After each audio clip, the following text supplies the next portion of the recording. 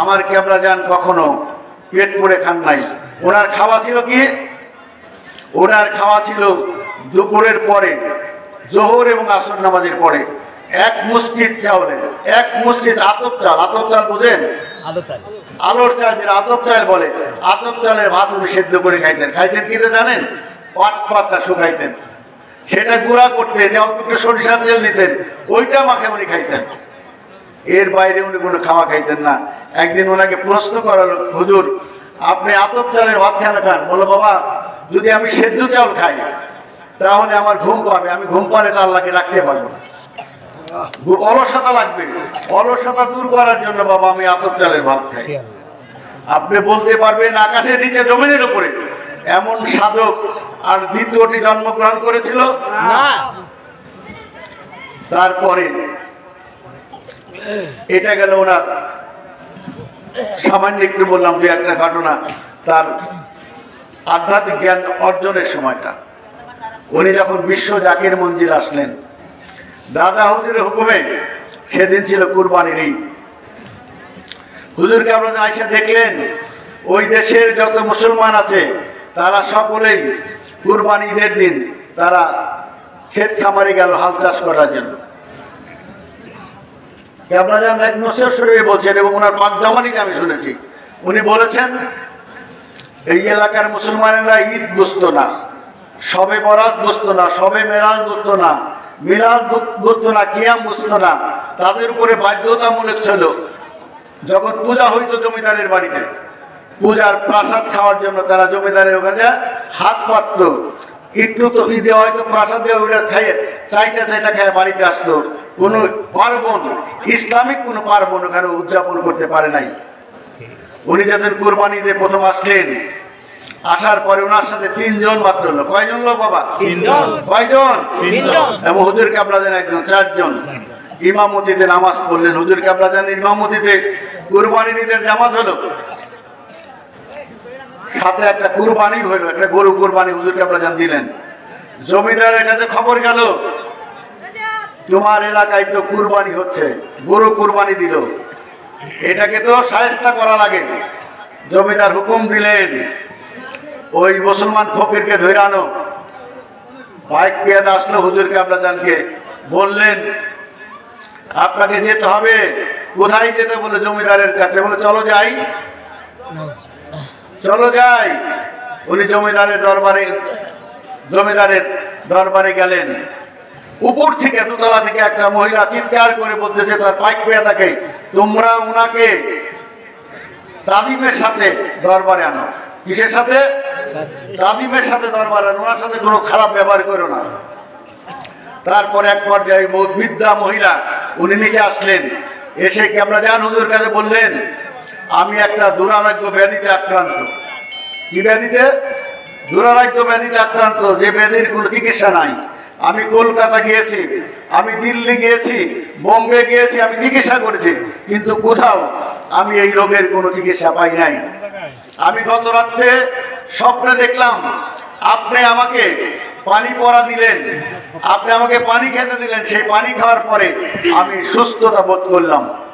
যেহেতু আপনার চেহারা আমি দেখেছি, আর আজকে আপনি আমাকে আমার ছেলে ব্যাধি করে আমার এখানে আনছে, আমি জানি আপনিই সেই মহাপুরুষ যে পুরুষকে আমি গত রাতে স্বপ্নে দেখেছি। আপনি আমাকে একটু পানি দেন।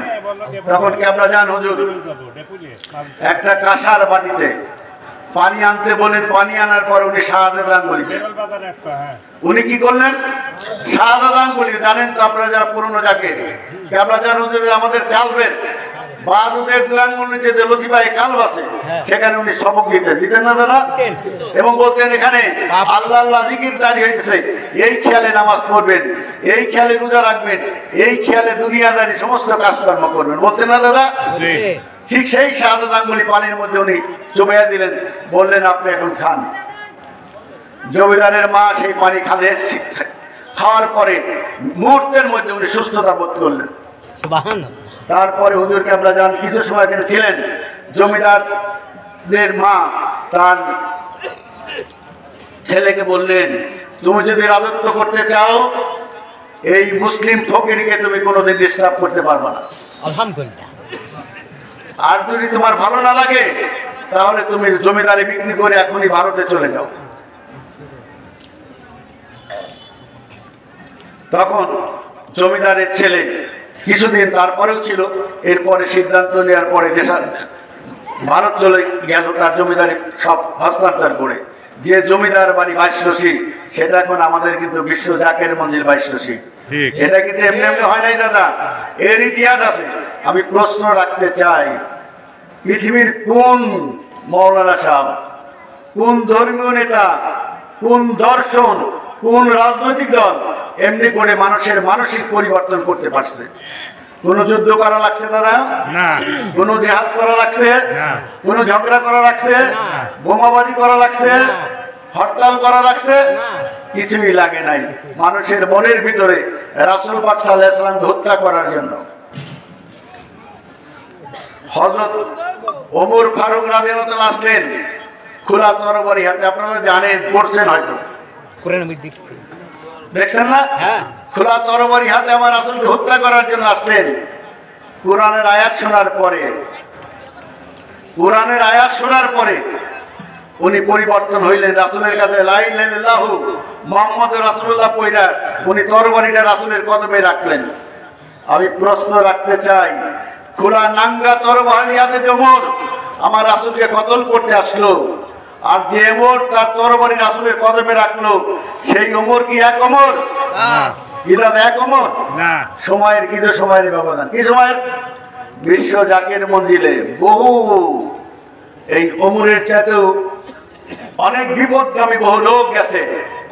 যাওয়ার পরে যখন কেবলা জানকে দর্শন করেছে, কেবলা জানের সাথে পড়েছে লা ইলাহা ইল্লাল্লাহু মুহাম্মাদুর রাসূলুল্লাহ, সে কি তখন কি সে কি আর তখন ওই আগের মতো ছিল না?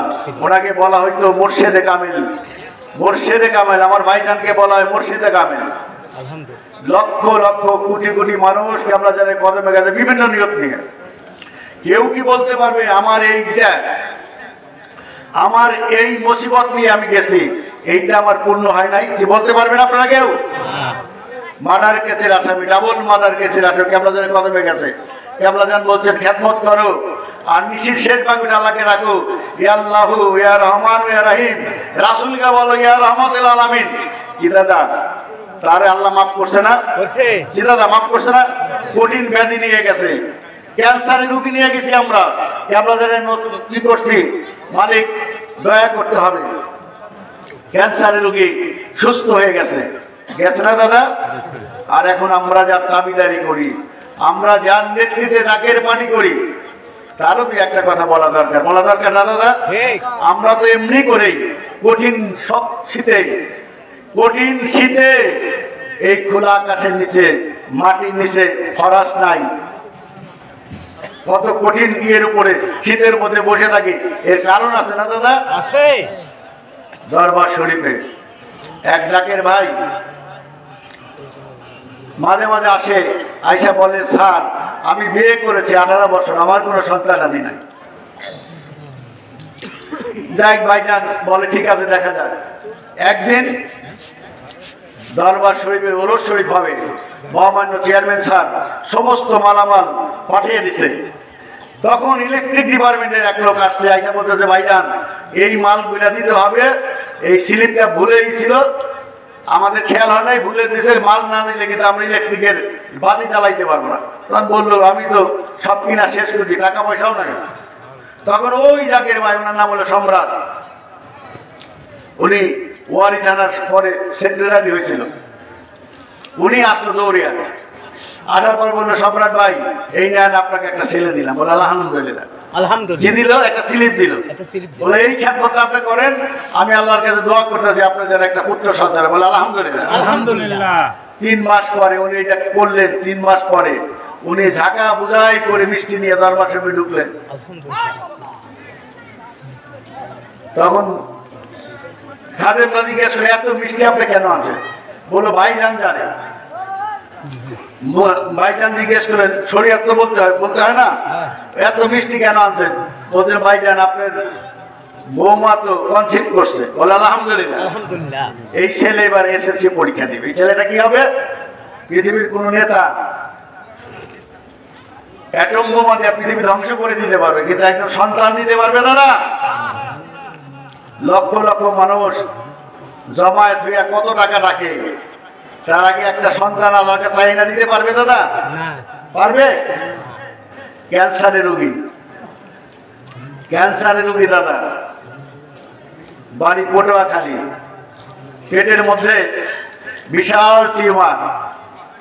ভাইজান বললেন ঠিক আছে আসলে একটু থাকো। ওনাকে 6 মাস দরবার শরীফ, বনানী দরবার শরীফে রাখলো। 6 মাস